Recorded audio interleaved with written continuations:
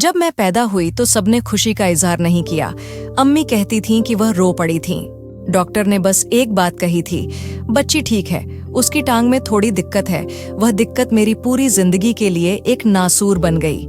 लोगों ने मुझे नाम नहीं दिया, बस नाम रख दिया, लूली लंगड़ी। मैं नूरजहां हूं, लेकिन किसी ने भी मुझे मेरे नाम से नहीं पुकारा। शुरुआत में मुझे समझ नहीं आता था कि मेरे साथ ऐसा व्यवहार क्यों किया जाता है। जब भी बच्चों के साथ खेलना चाहती, हंसना चाहती और गली में पहुंचती तो उनकी नजरों का रुख बदल जाता। बच्चों की आंखों में हैरानी नहीं, एक अजीब सी हिकारत थी। एक दिन एक बच्ची ने अपनी माँ से कहा, "ये लड़की अजीब क्यों है?"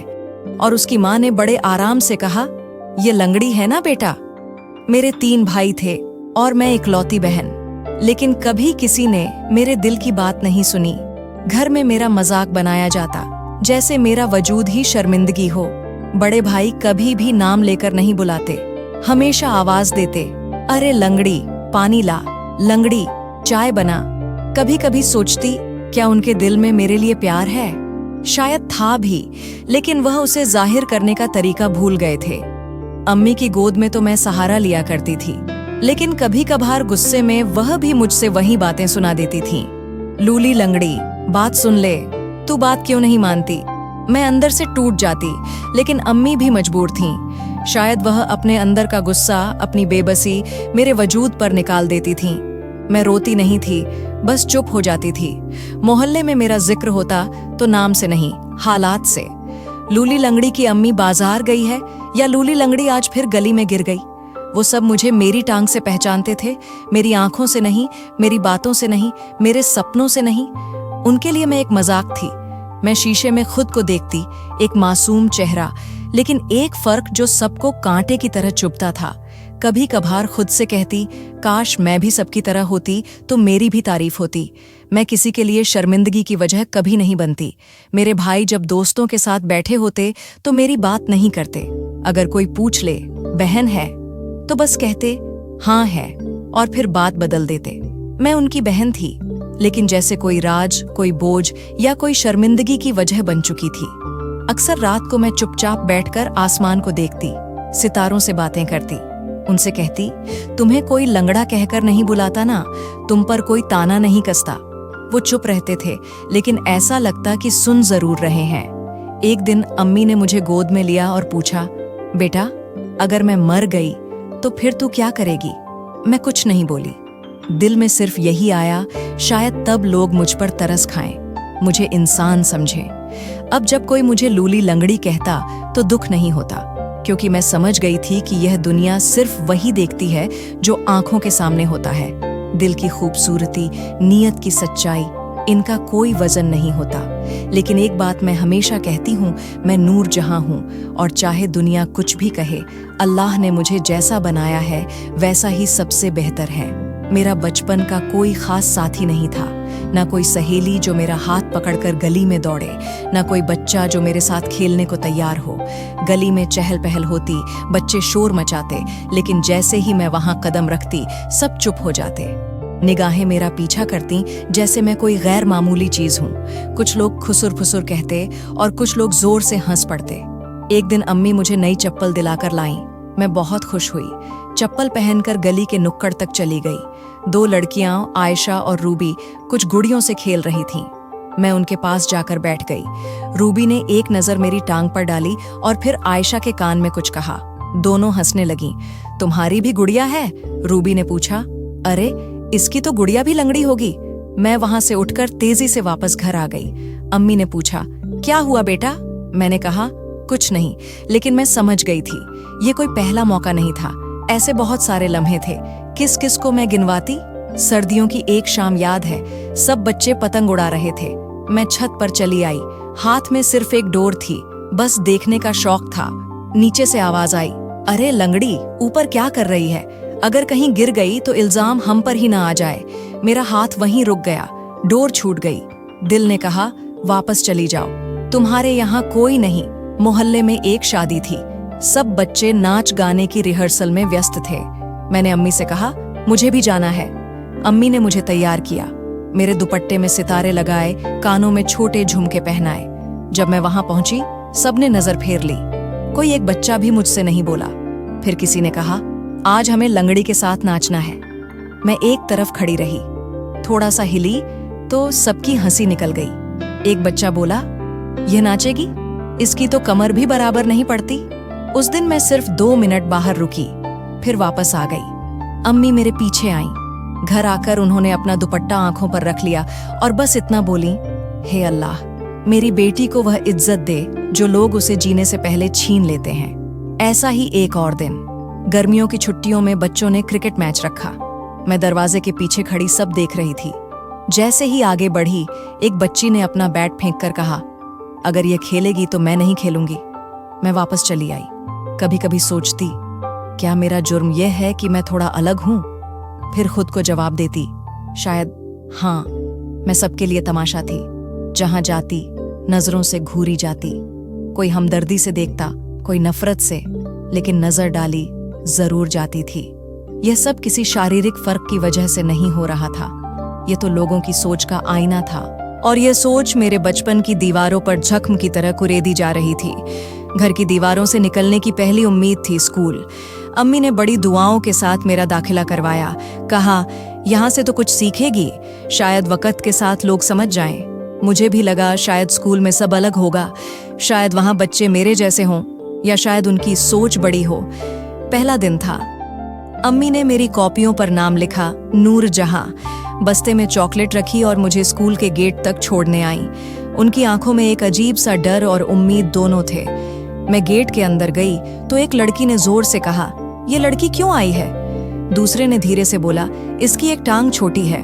पहली क्लास में टीचर ने मुझे सबके सामने खड़ा किया और बोली, यह है नूर जहां, हमारी नई स्टूडेंट। एक लड़का जोर से बोला, मैडम, यह तो चल भी नहीं सकती। पूरी क्लास हंसने लगी। टीचर ने कहा, चुप करो।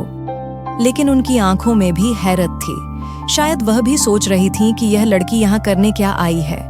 पहले हफ्ते में ही समझ आ गया कि यहाँ भी कुछ भी अलग नहीं है। जहाँ भी जाती हंसी पीछे पीछे चलती थी। टिफिन खोलती तो कोई कहता, ये क्या खाती है, इसे तो दवा खानी चाहिए। एक दिन तो हद ही हो गई। लंच के बाद मैं पानी पीने जा रही थी। किसी ने मेरी कुर्सी पीछे खींच ली और मैं गिर गई। पूरी क्लास हंसी से गूंज उठी। एक लड़की बोली, देखो, जमीन भी इसे झेल नहीं पा रही। टीचर आई। उन्होंने सबको डांटा, मगर सिर्फ दिखावे के लिए। बाद में उन्होंने मुझे पास बुलाया और कहा, बेटा, तुम आराम से बैठा करो, जल्दबाजी ना किया करो। मैं कुछ नहीं बोली। वह भी मुझे हमदर्दी नहीं बल्कि बेचैनी से बात कर रही थी, जैसे मैं उनकी क्लास की कोई रुकावट हूं। एक दिन उर्दू की क्लास में टीचर ने सबको बारी बारी खड़ा करके नज्म सुनाने को कहा। जब मेरी बारी आई तो एक लड़की जोर से बोली, मैडम, ये तो बोलते हुए भी लंगड़ा जाएगी। मेरी आवाज धीमी हो गई, लेकिन मैंने पूरी नज्म सुनाई। टीचर ने मेरी तारीफ की। एक बार गणित की क्लास में एक सवाल समझ में नहीं आया तो मैंने सर से पूछा। उन्होंने कहा, तुम्हें तो आसान सवाल भी मुश्किल लगते हैं, बैठ जाओ। वो सिर्फ मेरी खामोशी का फायदा उठा रहे थे। अम्मी हर रोज मुझसे पूछती, स्कूल कैसा चल रहा है? मैं मुस्कुराकर कहती, अच्छा, लेकिन दिल में सच छुपाकर रखती थी। वह पहले ही इतनी परेशान थीं और मैं उनकी परेशानी और नहीं बढ़ाना चाहती थी।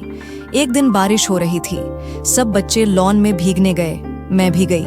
जमीन पर चलने की कोशिश कर रही थी कि पीछे से एक लड़का बोला, लंगड़ी का नाच तो देखो। सबने तालियां बजा दी। मैं वहीं रुक गई। दिल में आया कि भाग जाऊं, लेकिन मेरे पांव जैसे जमीन से चिपक गए थे। उसी दिन वापसी पर अम्मी ने मेरे चेहरे का रंग देखा और शायद पहली बार पूछा, सच बताओ, क्या होता है वहां पर? मेरी आंखें झुक गईं। रात को मैं देर तक चुप रही। अगले दिन उन्होंने फैसला कर लिया कि स्कूल के प्रिंसिपल से मिलेंगी। उन्होंने जाकर शिकायत की, लेकिन उनका जवाब था, हम कोशिश करते हैं कि सब बराबर हो, लेकिन बच्चों को तो आप समझा नहीं सकते। अम्मी बाहर आ गईं और स्कूल छुड़वाने का फैसला कर लिया। मैंने ध्यान से अम्मी को देखा। वो बोली, अब तुम घर पर ही रहोगी, यह स्कूल तुम्हारे लिए नहीं है। मेरी आवाज में एक चीख दबी थी जो बाहर नहीं आई, सिर्फ एक आह निकली। उसके बाद दिन एक जैसे होने लगे, ना बस्ता, ना यूनिफॉर्म, ना सुबह की दौड़। मैं सुबह अम्मी के साथ चूल्हे के पास बैठ जाती और दिन गिन गिन कर गुजारती। कभी किचन में बर्तन धोती, कभी पुरानी किताबें पलटती, लेकिन दिल अंदर से खाली होता जा रहा था। मैंने बोलना छोड़ दिया था। दिन गुजरने लगे थे, लेकिन वक्त जैसे मेरे लिए ठहर गया था।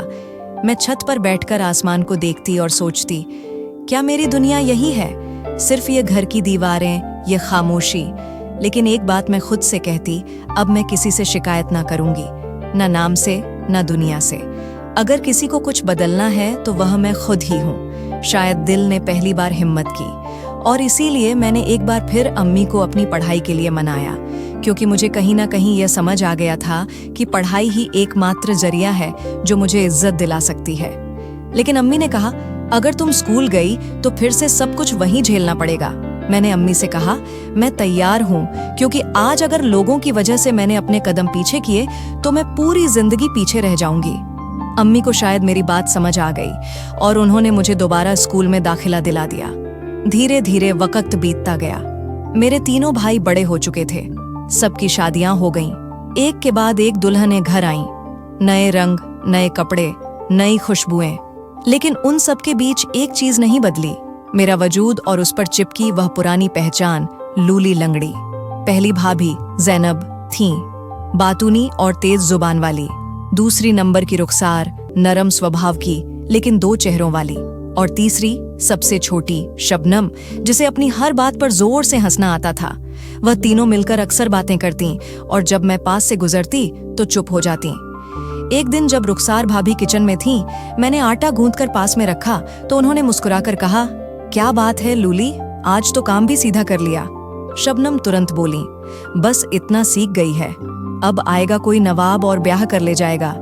जैनब हंस पड़ी, नवाब नहीं बहन, अगर कोई अंधा हो तभी बात बन पाएगी, वरना कौन इस लंगड़ी को अपने घर लेकर जाएगा। मेरी आंखों में खून के आंसू उतर आए, लेकिन मैं कुछ बोल ना पाई और वापस कमरे में चली गई। मेरे लिए कोई जगह अपनी नहीं रही थी। भाभियों के आने से मेरा कमरा भी छीन गया। उनका कहना था कि मुझे कमरे में रहने की जरूरत ही क्या है, मैं तो आंगन या छत पर कहीं भी रह सकती हूँ। इन सब लोगों के बीच में सिर्फ अम्मी ही मेरी ढाल थीं, लेकिन वह भी थक चुकी थीं, क्योंकि वह जानती थीं कि हर बात पर बोलना मतलब झगड़े को बढ़ावा देना है। अक्सर वह कहती, बेटा सब बर्दाश्त करो, ये घर है, यहाँ तो उनकी ही चलेगी। मैं भी सर हिला देती। अगर कभी कोई मेहमान आ जाता तो जैनब मुझे किचन में रोक लेती, तो उनके सामने मत जाना, लोग सवाल करते हैं। रुखसार अक्सर मेरे बारे में कुछ कहती और जोड़ती, हाँ एक बहन और है, थोड़ी कमजोर है। एक दिन मैंने अम्मी से कहा, मैं बैंक की तैयारी करना चाहती हूँ और इसके लिए कोचिंग जाना चाहती हूँ, शायद उससे कुछ मैं बन जाऊं और कम से कम व्यस्त तो रहूं। अम्मी सुनकर खुश हुई, लेकिन जैनब बोली, तेरे बस का है रोज रोज इतनी दूर चलकर जाना, और फिर इतने पैसे कहाँ से आएंगे। तभी रुखसार भाभी बोली, अब तक जो सुनते आ रहे थे वो क्या कम थे जो और नए लोगों के ताने सुनवाएगी।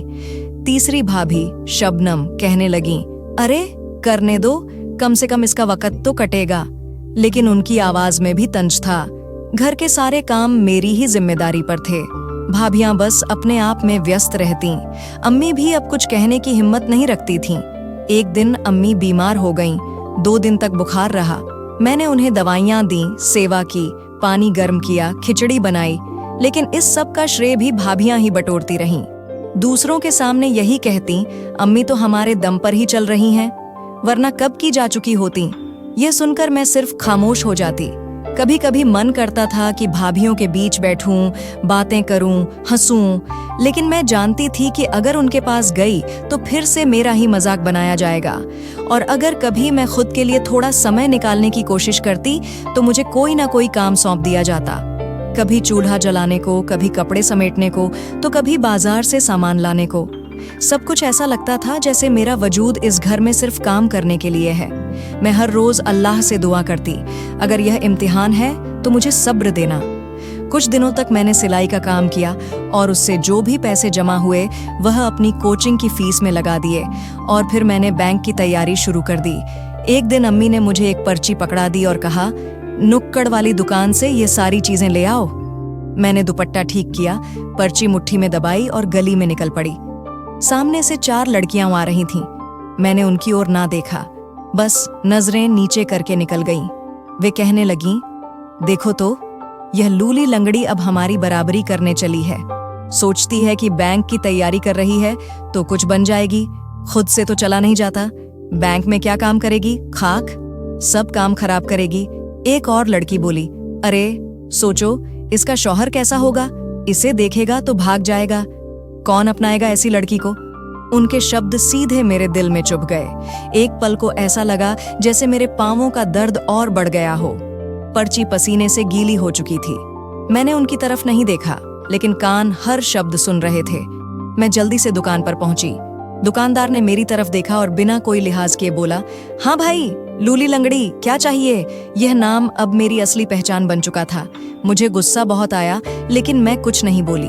मैंने पर्ची उसके हाथ में दे दी। पीछे 2 लड़के खड़े थे। उनकी हंसी की आवाज सुनाई दी। एक कहने लगा, अरे चाचा, इनको जरा रियायत दे दो, इनका सफर मुश्किल होता है। चाचा ने भी हंसते हुए कहा, हाँ हाँ, स्पेशल झूठ, लंगड़ों की रियायत। सब हंस पड़े। मैं पत्थर बनी खड़ी रही। दिल जैसे सुन्न हो गया था। कुछ भी कहने का मन नहीं था। जी चाहता था कि जमीन फट जाए और मैं उसमें समा जाऊं। मैंने चुपचाप सामान लिया, पैसे दिए और वापस लौटने लगी। रास्ते में वही लड़कियां अब पेड़ के नीचे खड़ी थीं। उनके हाथों में कोल्ड ड्रिंक्स थीं। एक ने मेरी तरफ देखा और बोली, देखो तो इसके चलने का स्टाइल, रैंप वॉक, लंगड़ी वर्जन।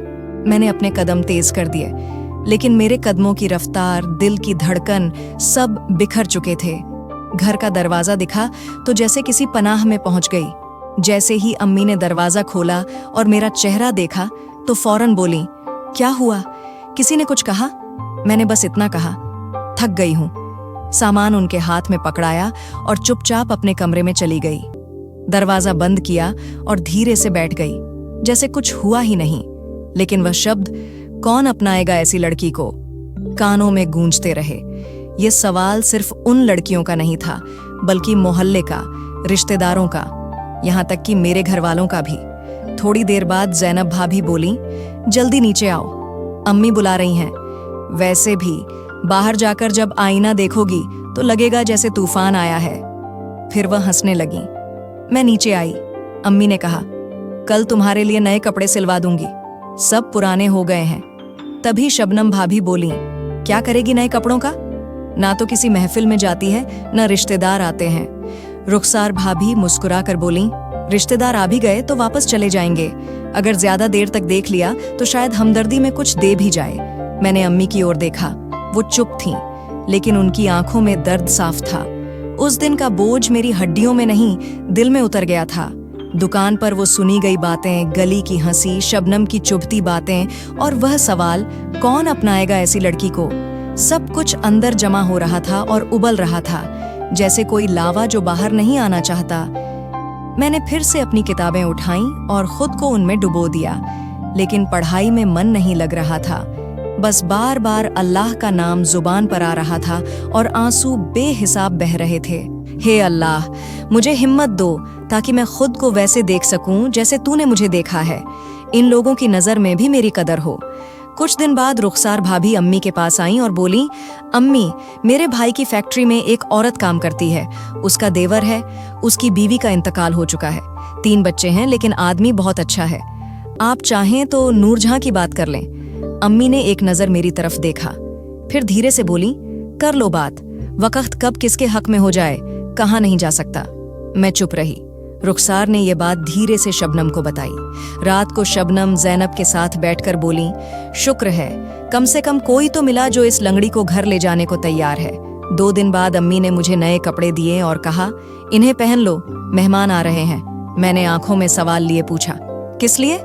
अम्मी बोली, सिर्फ मिलने के लिए, देखेंगे, बात करेंगे। मैं चुपचाप तैयार हो गई। मेहमान आए। एक ठीक ठाक उम्र का आदमी था, साथ में 2 लड़के और शायद एक बेटी भी थी। उसने मुझे देखकर मुस्कुराया। थोड़ी देर बातचीत हुई। जब चाय खत्म हुई तो वह अम्मी के पास आया और बोला, बहन जी, हम फिर बात करेंगे। अम्मी ने पूछा, आपको लड़की कैसी लगी? उसने एक पल मेरी ओर देखा और बोला, देखने में ठीक है, पर चलती है तो ऐसे जैसे जमीन तोड़ डालेगी। अम्मी पत्थर हो गईं। फिर उसने हंसकर कहा, देखिए, मेरी बात का बुरा मत मानिए, लेकिन मैं अपने बच्चे पाल रहा हूँ, मुझे एक पूरी औरत चाहिए, हमदर्दी से शादी नहीं होती। वह मुड़कर चला गया। अम्मी कुछ देर वहीं बैठी रहीं, फिर अंदर जाकर मेरी तरफ देखा और सिर्फ इतना कहा, कुछ भी नहीं हुआ, तुम अपना दिल छोटा मत करना, रात को भाभियां साथ बैठकर मेरा मजाक उड़ा रही थीं। अब बताओ, इससे तो 2 बच्चों का बाप तक बहाने बना रहा है, तो फिर भला कौन मिलेगा? शायद कोई अंधा ही इससे शादी करे। मैं उनकी बातें सुनती रही, ना रोई ना हंसी, बस सोचती रही। शायद अल्लाह मुझे खुद से खुद को जोड़ने के लिए सब दिखा रहा है। उसके बाद जैसे सिलसिला चल निकला, 2 और रिश्ते आए, जिनमें से एक मुझसे 38 साल बड़ा आदमी था, उसने भी मुझे देखकर ठुकरा दिया, और एक जो 12 साल बड़ा था और उसका खुद का पैर भी पूरी तरह से बेकार था, लेकिन उसने भी मुझे नहीं अपनाया। कहने लगा, मैं लंगड़ा हूं तो क्या हुआ, मैं मर्द हूं, मैं एक ऐसी लड़की से शादी हरगिज नहीं करूंगा। इसके बाद तो जैसे अम्मी की आंखों में हर समय दर्द दिखने लगा। मैंने उनकी आंखों में पहली बार फिक्र देखी, जिसमें बेबसी भी शामिल हो चुकी थी। वह जल्दी खाना पकाती और जल्दी सो जाती और कम बात करती। उनका दिल जैसे अंदर से खाली हो रहा था। एक शाम जब मैं आंगन में बर्तन धो रही थी, अम्मी छत से नीचे आईं और सीधा ज़ैनब के कमरे में गईं। दरवाजा बंद हुआ, आवाज सुनाई दी, बेटा तुम ही कुछ करो, अपने शौहरों से कहो कि वह नूरजहां के लिए कुछ करे, उसके रिश्ते के लिए और भी कहीं बात चलवाए। ज़ैनब ने कहा, अम्मी देखिए, हमने कई बार कहा, लेकिन अब वह भी शर्मिंदा हो चुके हैं, क्या हर बार अपनी बेइज्जती करेंगे? अम्मी चुप हो गईं। अगले दिन अम्मी ने सुबह नाश्ते के समय बड़े भैया को बुलाकर कहा, बेटा नूरजहां की उम्र हो रही है, उसके लिए रिश्ते मुश्किल हो रहे हैं, इसलिए अभी से तुम थोड़ी तेजी दिखाओ। लोगों की बातें सुन सुनकर मेरी जान निकलती है, इसलिए कुछ सोचो। भाई ने अखबार एक तरफ रखा और साफ शब्दों में कहा, अब हमें तो माफ कर दो अम्मी, हमने बहुत कोशिश कर ली, कोई भी ऐसे रिश्ते को अपनाना ही नहीं चाहता और हम बार बार लोगों के आगे भीख नहीं मांग सकते। यह कहकर भाई वहां से उठकर चला गया और अम्मी अपने आंसू छुपाते हुए फूट फूट कर रोने लगी। मुझसे यह सब देखा नहीं जा रहा था, लेकिन समझ नहीं आता था कि मेरे जीवन में आखिर लिखा क्या है। सवाल तो मेरे मन में भी थे कि क्या सच में कोई भी मेरा हाथ नहीं थामेगा, कोई ऐसा नहीं होगा जो मुझे सच्चे दिल से प्यार करेगा, अपनाएगा। लेकिन उससे बड़ा सवाल यह था कि क्या कभी मेरी कोई पहचान बनेगी, कभी कोई मेरी भी तारीफ करेगा? क्या कभी ऐसा होगा कि लोग मुझे लूली लंगड़ी नहीं बल्कि नूरजहां के नाम से पुकारेंगे? और क्या मेरी अम्मी कभी मुझ पर फख्र कर पाएंगी? यही सब सोचकर मैंने एक बार फिर से खुद को पढ़ाई में झोंक दिया। बैंक में फॉर्म निकला तो मैं दिन रात पढ़ाई में लग गई। इस बीच भाभियों ने भी मुझे परेशान करने में कोई कसर नहीं छोड़ी। मैं जब भी पढ़ने बैठती तो वह कोई ना कोई नया काम निकालकर मुझे बता देती और खुद दिन भर बस सोशल मीडिया पर तस्वीरें पोस्ट करना, सहेलियों के साथ शॉपिंग करना और साथ में बैठकर गप्पे मारना, यही करती रहती थी। लेकिन मैंने हिम्मत नहीं हारी। मैं सोच चुकी थी कि मैं अपनी जिंदगी को एक नई दिशा देकर ही रहूंगी। और फिर आखिरकार वह दिन आया जिसका मुझे शायद सदियों से इंतजार था। रिजल्ट निकला और मेरा नाम शॉर्टलिस्ट किए गए उम्मीदवारों में था। उसी दिन मेरी खुशी का कोई ठिकाना नहीं था। जब यह बात सबको पता चली तो किसी को भी यकीन नहीं आ रहा था कि मैं एक अपाहिज जो जिंदगी भर दूसरों की नजरों में बस खुद को लाचार ही महसूस करती रही, आज वह अपने दम पर नौकरी पा गई। लेकिन यह सच था जिसे कोई झुठला नहीं सकता था। लोगों के चेहरों पर खुशी तो दिखती थी, लेकिन साफ पता चलता था कि वह सिर्फ झूठी थी। भाभियों ने भी तुरंत ही ताना मारते हुए कहा, नौकरी लग जाने का मतलब यह तो नहीं है ना कि तुम्हारी पहचान बदल जाएगी, रहोगी तो तुम वही लूली लंगड़ी ही, नौकरी लगने से पैर थोड़ी ना लग गए हैं। उन्होंने मेरा हौसला गिराने की कोशिश की, लेकिन फिर भी मैंने उनकी बात को ज्यादा दिल से नहीं लिया, क्योंकि भले ही यह मेरी छोटी सी शुरुआत थी, लेकिन कम से कम मेरे जीवन में कुछ तो बेहतर था। लेकिन हाँ, मेरी अम्मी मेरे लिए बहुत खुश थीं। उन्होंने मेरा माथा चूमते हुए कहा, मेरी बच्ची, तुमने आज सच में बहुत बड़ा सुकून दिया है। अब बस अल्लाह से यही दुआ है कि तुम्हारे जीवन में एक ऐसा शौहर दे जो तुम्हारी कदर करे। अम्मी की इस बात को सुनकर मेरा चेहरा मुरझा गया, क्योंकि नौकरी पाना तो शायद फिर भी मेरे हाथ में था, क्योंकि उसके लिए मेहनत मुझे करनी थी। लेकिन एक अच्छा शौहर जो मेरी कदर करे वह मेरे हाथ में नहीं था, और इसीलिए मुझे उसकी कोई उम्मीद भी नहीं थी। मैंने अपनी नौकरी ज्वाइन की और दिल लगाकर अपना काम करने लगी। बैंक दूर था, इसीलिए हर रोज ट्रेन से सफर करना पड़ता था। शुरू में तो सब कुछ बहुत अच्छा लगा, लेकिन फिर धीरे धीरे वही चीजें झेलनी पड़ी जो अब तक मैं झेलती आ रही थी। वही लोगों की नजरें जो मुझे लाचार और बेबस समझती थीं।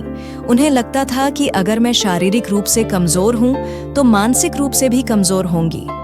ऐसे लोग मुझे अपने से कमतर समझते थे। इसी वजह से ना तो स्कूल कॉलेज में कोई दोस्त बना और ना ही यहाँ। लेकिन अब मैंने भी बिना दोस्तों के जीना सीख लिया था। किसी से कोई उम्मीद नहीं रखती थी कि कोई मेरे साथ बैठे, मुझसे हंसे, बोले या मैं अपना गम किसी से बांट सकूं। फिर एक दिन जब घर पहुंची तो एक और रिश्ता सामने खड़ा था, लेकिन उसने भी मुझे ठुकरा दिया। उसने ना तो मेरी अच्छाई देखी, न मेरी नौकरी, बस मेरी लाचारी। भाभीियों ने तुरंत कह दिया, देखा, अपनी नौकरी पर बहुत फख्र कर रही थी, लेकिन आज साबित हो गया कि तुम्हारी पहचान वही है जो पहले थी। नौकरी लगने से कोई फर्क नहीं पड़ता। मैं चुप हो गई।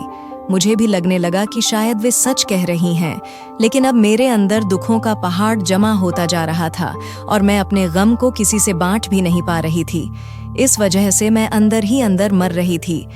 कुछ समझ नहीं आता था, क्योंकि अम्मी भी अब मेरी वजह से इतनी परेशान रहने लगी थीं कि वह धीरे धीरे बीमार पड़ने लगीं। मैं सिर्फ दवाइयों से उनका इलाज कर रही थी, लेकिन मुझे अच्छे से समझ आता था कि उनकी बीमारी की असली वजह मैं ही हूँ। एक दिन बैंक में एक कर्मचारी का जन्मदिन था। शाम को पार्टी थी, लेकिन मुझे पार्टी में नहीं बुलाया गया। उस दिन मुझे ऐसा लगा जैसे मेरा इन सबसे थोड़ा अलग होना ही एक गुनाह है। ना जाने क्या था, लेकिन उस दिन मन बहुत भारी हो गया। घर लौटते हुए मैं घर नहीं गई, बल्कि समंदर किनारे जाकर बैठ गई। मुझे पता था कि रात हो चुकी है, अम्मी परेशान हो रही होंगी, लेकिन फिर भी मैं खुद ही उस ओर मुड़ गई जहां मीलों दूर तक सिर्फ अंधेरा, ठंडी हवा और सन्नाटा फैला था। बहुत देर तक मैं वहां बैठी रही और अपने आंसू बहाती रही। फिर अचानक लगा कि अम्मी बेचारी वैसे ही परेशान हैं और अब और परेशान हो रही होंगी। ये सोचकर मैं उठी और रेत झाड़ने लगी कि तभी अचानक एक लड़की जो बुरी तरह लंगड़ा रही थी, जैसे तैसे हाँफती हुई, दौड़ती हुई मेरे पास आई और मेरे पांवों पर गिर गई। मैंने उसे उठाया। उसके कपड़े जगह जगह से फटे थे, चेहरे और माथे से खून बह रहा था। वह रोते हुए मेरे सामने हाथ जोड़कर बोली, दीदी मुझे बचा लीजिए, वो लोग मुझे बेचने वाले हैं। यह सुनते ही मेरे पांवों तले जमीन खिसक गई। इससे पहले कि मैं कुछ समझ पाती, वहां दो हट्टे कट्टे आदमी आ गए। उन्होंने मुझे देखा और धमकाते हुए बोले, ए लड़की, चुपचाप यहाँ से निकल जा और ज्यादा होशियारी मत दिखा। अगर किसी से कुछ कहा तो जान से हाथ धो बैठेगी, समझी? यह कहते हुए उन्होंने उसके बालों से पकड़कर उस लड़की को घसीटना शुरू कर दिया। वह बेचारी उनसे छोड़ देने की भीख मांगती रही। वे हंसकर बोले, अरे क्या करेगी अच्छी जिंदगी का? वैसे भी तू तो लंगड़ी है, तेरे जैसे तो बिकने के ही लायक हैं। दुनिया पर बोझ हो, किसी काम की नहीं। तभी दूसरा आदमी बोला, क्या सोचती थी, लंगड़ी होकर हमसे कितनी दूर भाग पाएगी? और उन्होंने एक जोरदार थप्पड़ उसके गाल पर जड़ दिया। यह सब देखकर मेरे अंदर गजब का गुस्सा भर गया। मैं जोर से चिल्लाई, छोड़ दो उसे, वरना मैं उन दोनों की तरफ बढ़ी। उन्होंने मेरा मजाक उड़ाते हुए कहा, अरे वाह, एक लंगड़ी दूसरी लंगड़ी को बचाएगी, और दोनों जोर से हंसने लगे। तभी एक बोला, चुपचाप चली जा, वरना तुझे भी बाकी लड़कियों के साथ बेच देंगे। उनकी यह बात सुनकर भी मुझे डर नहीं लगा, क्योंकि अब तक मैं लंगड़ी होने की वजह से लोगों की बातें बहुत सुन चुकी थी। लेकिन आज जब इस बच्ची के साथ वही होते देखा तो बर्दाश्त नहीं हुआ। मैं पीछे नहीं हटी। उनमें से एक मेरी तरफ गुस्से में बढ़ा। मैं थोड़ी डरी, क्योंकि वह बहुत ताकतवर था और मैं तो ठीक से दौड़ भी नहीं सकती थी। लेकिन आज कुछ भी हो, मुझे उस बच्ची को बचाना था। अचानक मेरी नजर पास पड़ी लकड़ी की एक मोटी छड़ी पर गई। मैंने झट से उसे उठाया और उसके सिर पर दे मारा। वह लड़खड़ाया और नीचे गिर पड़ा। वहीं एक नाव उल्टी रखी थी, जिससे एक कील बाहर निकली हुई थी। वह कील उसकी आंख में लग गई और खून बहने लगा। वह दर्द से तड़पने लगा। ये देख उसका साथी मुझे मारने के लिए दौड़ा। मुझे कुछ समझ नहीं आया। मैंने झट से रेत उठाकर उसकी आंखों में फेंक दी। वो कुछ नहीं देख पाया। फिर मैंने पीछे से उसके सिर पर डंडे से 2 वार किए और वो भी जमीन पर गिर पड़ा। मैंने उस लड़की को पास बुलाया और कहा, डरने का वक्त नहीं है, अब हमें इन्हें सबक सिखाना होगा और पुलिस को सौंपना होगा। यह सुनकर वह लड़की भी थोड़ा संभली और मेरा साथ देने लगी। मैंने तुरंत अपने दुपट्टे को फाड़कर 2 टुकड़े किए और उनके हाथ और मुंह कसकर बांध दिए। तभी वह लड़की बोली, दीदी ये कुल 4 लोग हैं, 2 तो यह रहे और 2 बाकी की लड़कियों को कंटेनर में लेकर जा रहे हैं। उन्हें विदेश ले जाया जा रहा है। मैंने जब दूर देखा तो मुझे एक कंटेनर दिखाई दिया। पहले तो थोड़ी देर बैठकर मैं वहीं पर सांस ली। वे दोनों आदमी हल्की हल्की बेहोशी में जा चुके थे। मैं सोचने लगी कि थोड़ी देर और अगर यह नहीं पहुंचे तो इनके बाकी दोनों साथी इन्हें ढूंढते हुए यहाँ आएंगे। ये जरूरी नहीं था कि मैं उन दोनों को रोक पाऊं। मुझे कुछ भी करके पुलिस को बुलाना होगा और इन लोगों को पकड़वाना होगा। यही सोचकर मैंने उन दोनों आदमियों को वो जो नाव उल्टी रखी हुई थी उसके नीचे जैसे तैसे छुपा दिया। तभी मुझे उस नाव से एक रस्सी भी मिली। मैंने उसे अपने पास रख लिया और तुरंत फोन करके पुलिस को इस पूरे वाकये के बारे में बताया। इंस्पेक्टर ने मुझसे कहा कि हम वहां बस कुछ ही देर में पहुंच रहे हैं, लेकिन तब तक आप सुरक्षित रहें। मैं वहां पर पुलिस का इंतजार करने लगी कि तभी मैंने देखा कि दूर से 2 आदमी हमारी तरफ ही आ रहे हैं। मैं समझ गई कि यह इन लोगों के बाकी के साथी हैं। मैं तुरंत उस लड़की को लेकर पास में ही जो जंगल शुरू हो रहा था वहां छुप गई। वे आदमी काफी देर तक इधर उधर देखते रहे। उन्होंने अपने उन दोनों साथियों का नंबर भी मिलाया, लेकिन अल्लाह की मेहरबानी से उनका फोन या तो साइलेंट था या फिर मिल नहीं रहा था। उनके फोन की घंटी नहीं बजी। ये देखकर मैंने थोड़ी देर चैन की सांस ली, वरना उन्हें पता चल जाता कि उनके साथियों को किसी ने मारकर इस नाव के नीचे छुपा दिया है। फिर उनमें से एक बोला, मुझे लगता है कि वे दोनों उस लड़की को शायद पकड़ नहीं पाए हैं और कहीं दूर निकल गए हैं। लेकिन अब हम और ज्यादा यहाँ रुक नहीं सकते, क्योंकि हमें वहाँ वक्त पर पहुँचना है। ये बॉस का ऑर्डर है, इसलिए ऐसा करते हैं कि हम दोनों निकलते हैं। यह कहकर वे वहां से जाने लगे तो मैं परेशान हो गई। वो बच्ची बोली, दीदी ये लोग तो उन लड़कियों को लेकर जा रहे हैं, अब हम क्या करें? मुझे कुछ समझ में नहीं आया कि मैं उन बाकी की बच्चियों को कैसे बचाऊं। तभी मेरे दिमाग में एक आइडिया आया, क्योंकि पुलिस को तो आने में अभी वक्त था और मुझे किसी भी तरह से इन्हें भी यहाँ पर रोक कर रखना था। इसलिए मैंने उस लड़की से कहा, तुम जंगल के दूसरी तरफ तेज आवाज में बचाओ बचाओ चिल्लाते हुए भागो, बाकी मैं उन्हें देख लूंगी। उस बच्ची ने बिल्कुल ऐसा ही किया और उसके चिल्लाते ही वे दोनों आदमी उसे पकड़ने के लिए जंगल की ओर अंदर आए। वे दोनों लड़की को पकड़ने के लिए जंगल में अलग अलग दिशा में गए और मैंने इस चीज का फायदा उठाया।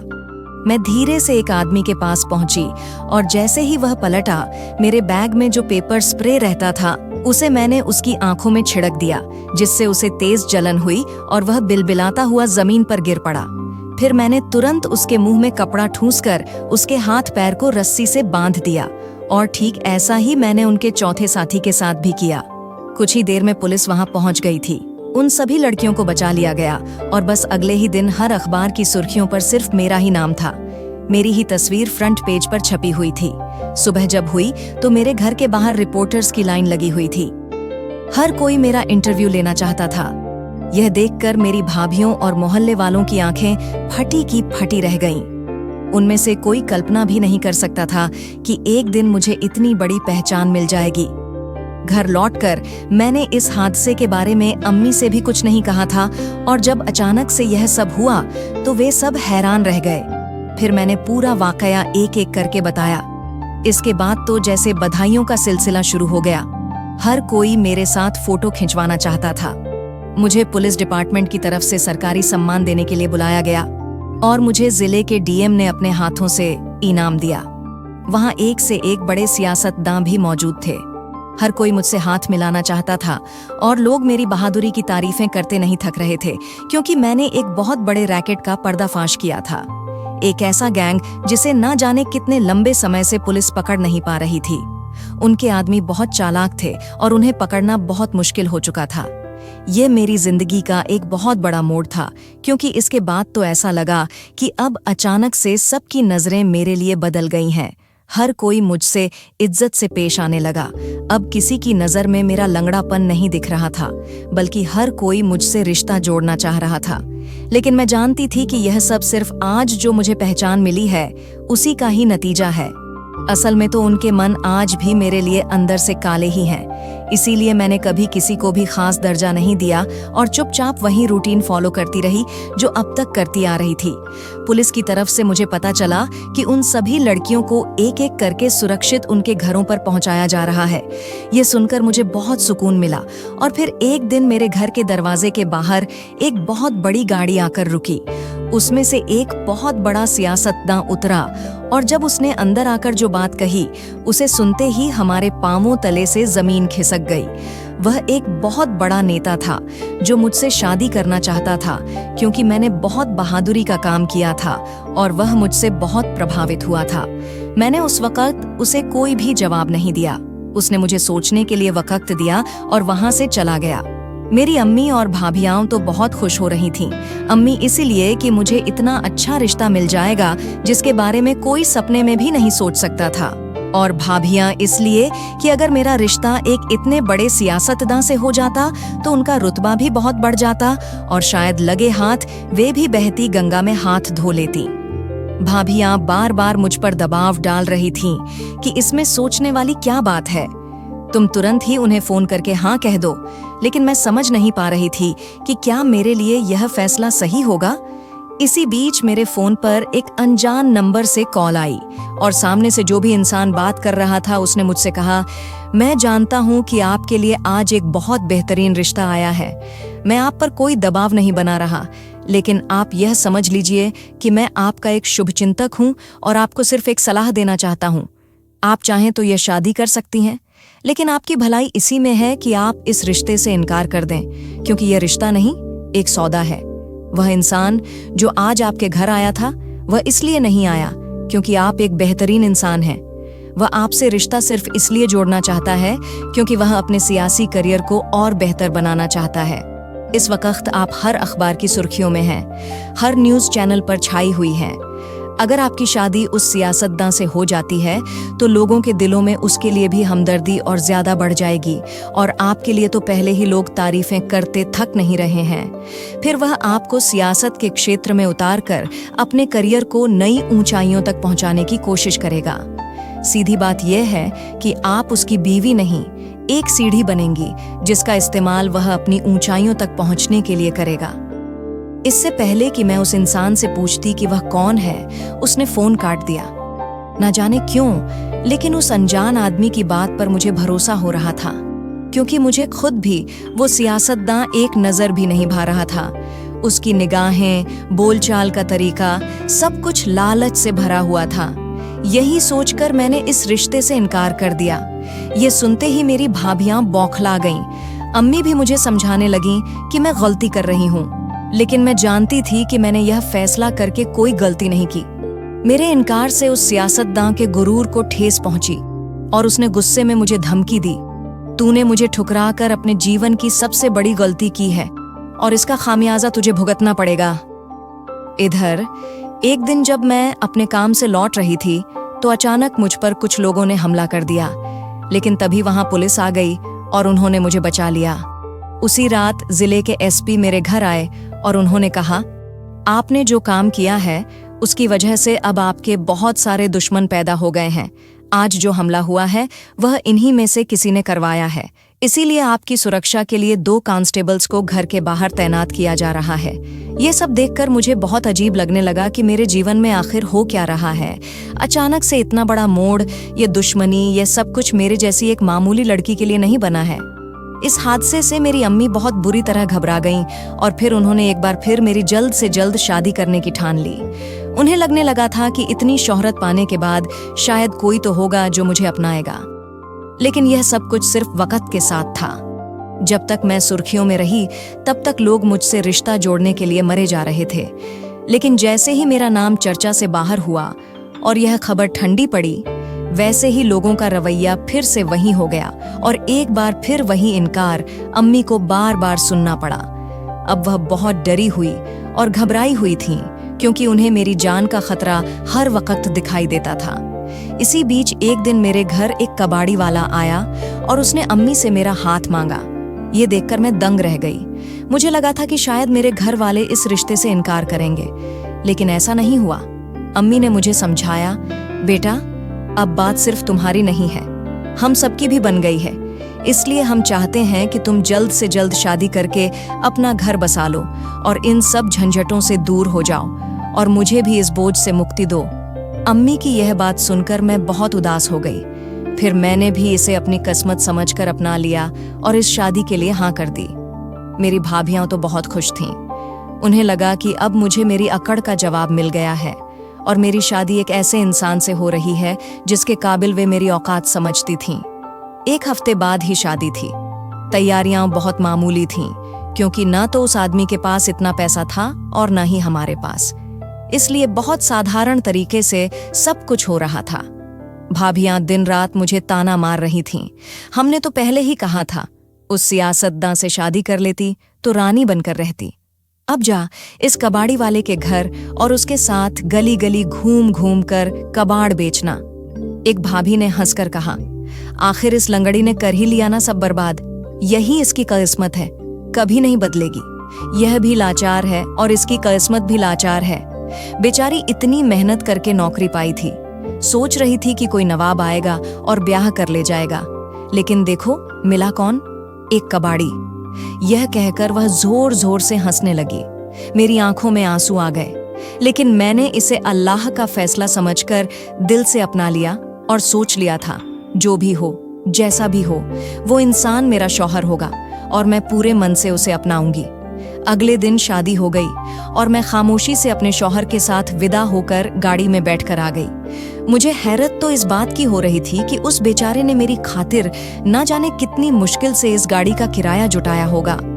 तकरीबन कुछ घंटे का सफर तय करने के बाद हम एक चौड़ी सी सड़क के अंदर दाखिल हुए। वहां पर जो आसपास का माहौल दिख रहा था वह मुझे हैरत में डाल रहा था।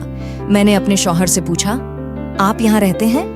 वह सिर्फ मुस्कुराया और कोई जवाब नहीं दिया और फिर हमारी गाड़ी एक बंगले के बाहर रुकी। मैं हैरान परेशान सी उसके साथ अंदर पहुंची। सफेद संगमरमर की जमीन, खूबसूरत रंग बिरंगे पर्दे, बड़े बड़े झूमर, हॉल में पड़ा हुआ सोफा, यह सब देखकर मुझे तो कुछ भी समझ में नहीं आ रहा था कि यह हो क्या रहा है। मैंने जैसे ही अपने शौहर को देखा तो वह एक बार फिर से मुस्कुराया। उसने मेरा हाथ पकड़कर मुझे सोफे पर बिठाया। वह जानता था कि इस वक्त मेरे मन में हजारों सवाल हैं। सबसे पहले उसने मुझे एक गिलास पानी दिया और मेरा हाथ पकड़कर बोला, तुम फिक्र मत करो, मैं अब तुम्हारे हर एक सवाल का जवाब दूंगा। यह कहते हुए उसने अपने चेहरे पर लगी हुई दाढ़ी मूंछों को निकाल दिया। यह देखकर तो मैं और भी ज्यादा दंग रह गई कि यह वह इंसान नहीं है जो अब तक हमारे सामने था। मैं उठकर खड़ी हो गई। मैंने कहा, आप कौन हैं और आपने इस तरह से मुझे और मेरे घर वालों को धोखा क्यों दिया? यह कहते ही अचानक न जाने क्यों मुझे ऐसा लगा कि जैसे इस इंसान को मैंने पहले भी कहीं देखा है, लेकिन कहाँ देखा है यह याद नहीं आ रहा था। तभी मेरा शौहर कहने लगा, याद करने की कोशिश कर रही हो ना कि मुझे कहाँ देखा है? मैंने हाँ में सिर हिलाया। उसने कहा, मैं इस जिले का एसपी अहमद खान हूँ। उनके मुंह से यह बात निकलते ही मुझे अचानक याद आ गया कि यह तो वही है जो मेरे घर पर 2 कांस्टेबल्स को तैनात करवाने के लिए आए थे। मैं हैरान होते हुए उनसे बोली, आप इतने बड़े अफसर और आपने मुझ जैसी एक मामूली लंगड़ी लड़की से शादी क्यों की? भला आपको ऐसी कौन सी मजबूरी पड़ गई थी? वह मुस्कुराकर कहने लगे, मेरी कोई मजबूरी नहीं थी, बल्कि मैंने तुमसे खुशी खुशी शादी की है क्योंकि मैं तुमसे प्यार करता हूँ। उनकी यह बात सुनकर तो मैं आंखें फाड़ फाड़ कर उन्हें देखने लगी। वह कहने लगे, दरअसल जिस दिन तुमने उन लड़कियों को बचाया था उसी दिन तुम्हारे बारे में जानकर मेरे दिल में पहली बार एक अजीब सा एहसास हुआ। फिर जब तुम्हें सरकार की तरफ से इनाम दिया गया तो मैं वहीं पर था। तुम्हारी सादगी, तुम्हारा भोलापन, सब कुछ मुझे भा गया और दिल अपने आप तुम्हारी तरफ खींचता चला गया। फिर मुझे पता चला कि वह सियासतदां तुमसे शादी करना चाहता है। पहले तो मुझे लगा कि शायद तुम्हारे लिए एक अच्छा रिश्ता है, इसीलिए मैंने कुछ न कहने का फैसला लिया। लेकिन जब मुझे उस सियासतदां के इरादों के बारे में पता चला तो मैंने तुम्हें फोन करके उसके बारे में बताया। साथ ही साथ मैं यह भी देखना चाहता था कि क्या तुम भी उन बाकी लड़कियों जैसी हो जो सिर्फ पैसा, रुतबा और ताकत देखती हैं। अगर यह सब तुम्हारे लिए मायने रखता तो तुम हरगिज इस रिश्ते के लिए इनकार नहीं करती। लेकिन तुमने वही किया जो मेरा दिल बार बार तुम्हारे लिए कह रहा था, जिससे मुझे इस बात की तसल्ली हो गई कि तुम सच में सबसे अलग हो और तुम्हारे लिए प्यार मायने रखता है, पैसा नहीं। लेकिन फिर भी कहीं ना कहीं दिल में कुछ शक की गुंजाइश थी। क्या करूं? जब से होश संभाला है, अपने आसपास सिर्फ ऐसे ही लोगों को देखा है जिन्हें पैसा, रुतबा और ताकत से प्यार है। मुझे कभी भी वह सच्चा प्यार नहीं मिला जो मैं दूसरों को देता रहा। मेरे अब्बा अम्मी भी बस सिर्फ पैसे और रुतबे की दौड़ में शामिल रहे। उनके पास कभी भी इतना वक्त नहीं रहा कि वह मुझे वह प्यार देते जो मैं चाहता था। और उसके बाद जब मैं सच्चे प्यार की तलाश में निकला तो देखा कि जो भी मुझसे रिश्ता जोड़ना चाह रहा था वह सिर्फ मेरे ओहदे से प्यार करता था, मुझसे नहीं। और इसीलिए मैंने फैसला किया कि मैं अपने असली रूप में नहीं बल्कि भेष बदलकर तुम्हारे सामने यह शादी का प्रस्ताव रखूंगा। और इसीलिए मैं कबाड़ी वाले के रूप में तुम्हारे घर आया और तुमने मुझे कबूल कर लिया। मेरा प्यार जीत गया और शक हार गया। नूरजहां, सच कहता हूँ, मुझे कोई फर्क नहीं पड़ता कि दुनिया तुम्हें किस नाम से पुकारती है और तुम्हें किस नजर से देखती है। तुम एक बार बस खुद को मेरी नजर से देखो तो अपने आप को कभी किसी से कम नहीं समझोगी, क्योंकि तुम में जो सच्चाई है वह किसी में नहीं है। अहमद के मुंह से यह बात सुनकर मेरी आंखों से आंसू निकलने लगे, क्योंकि अगर जीवन में उसे सच्चा प्यार नहीं मिला था तो मैं भी तो बिल्कुल उसके जैसी ही थी। मैंने तुरंत भागकर उसे गले से लगा लिया। जब सबको इस बात का पता चला कि मेरा शौहर कोई कबाड़ी वाला नहीं बल्कि जिले का एसपी है तो सबके मुंह खुले के खुले रह गए। हर कोई मेरी किस्मत पर हैरान था। कोई सपने में भी नहीं सोच सकता था कि एक दिन सच में मेरी शादी एक नवाब से ही हो जाएगी। मेरी भाभियां तो अब जलन में दिन रात उड़ रही थीं, लेकिन अम्मी मेरी बलाएं लेती नहीं थकती थीं। कुछ दिनों के बाद ही अहमद मुझे शहर के सबसे अच्छे हॉस्पिटल में लेकर गया। वहां उसने मेरा चेकअप करवाया तो डॉक्टर ने कहा कि अब ऐसी मॉडर्न टेक्नोलॉजीज आ चुकी हैं जिसकी मदद से सिर्फ एक सर्जरी के बाद मेरा पैर पूरी तरह से ठीक हो सकता है। यह सुनते ही हम दोनों के चेहरों पर खुशी छा गई और फिर अगले महीने ही मेरी सर्जरी हो गई। इसके कुछ दिनों बाद जब मैंने जमीन पर अपना पहला कदम रखा तो मैं खुशी से फूली नहीं समाई, क्योंकि मेरा पैर बिल्कुल सीधा पड़ रहा था। पहले तो मैं धीरे धीरे चली, लेकिन फिर अचानक खुशी इतनी ज्यादा हुई कि मैं दौड़कर अहमद के गले लग गई। अहमद ने मेरा हाथ थामकर कहा, नूरजहां, क्या तुम यूं ही मेरा हाथ थामकर मेरे साथ चलोगी? मैंने मुस्कुराकर उसे एक बार फिर से गले लगा लिया। हम दोनों घर आ गए। मैंने देखा कि अहमद ने मेरे लिए पूरा कमरा गुलाब के फूलों से सजाया हुआ था। वह कहने लगा, अब यह हमारे जीवन की एक नई शुरुआत होगी। 2 दिन बाद वह मुझे मेरे घर लेकर गया और जब अम्मी ने मुझे अपने दोनों पैरों पर सही से चलते हुए देखा तो वह तो हैरान रह गईं। भाभियां भी आंखें फाड़ फाड़ कर देख रही थीं। अम्मी को तो यकीन ही नहीं हो रहा था। फिर अहमद ने उन्हें सब कुछ बताया। भाभियां कहने लगीं, हमें तो लगा था कि यह शायद पूरी जिंदगी लूली लंगड़ी ही रहेगी और बोझ ही बनी रहेगी। अहमद तुरंत आगे बढ़कर बोला, मेरी बीवी किसी पर बोझ नहीं बल्कि वह मेरा फख्र है। यह सुनते ही भाभियों के मुंह बंद हो गए। घर वापसी पर अहमद ने मुझसे कहा, अब तुम अपने अतीत को भूल जाओ और अब हम एक नई शुरुआत करेंगे। मैंने कहा, सच में मैंने सब्र किया और आज अल्लाह ने मुझे उसका वह फल दिया जो मैं सपने में भी नहीं सोच सकती थी। तो दोस्तों, अगर आपको हमारी कहानी पसंद आई हो तो कमेंट करके जरूर बताएं। वीडियो को लाइक करें और ज्यादा से ज्यादा शेयर करें। अगर आप मेरे चैनल पर नए हैं तो सब्सक्राइब जरूर करें और नोटिफिकेशन बेल दबाएं ताकि अगली अपडेट सबसे पहले आपको मिले। धन्यवाद।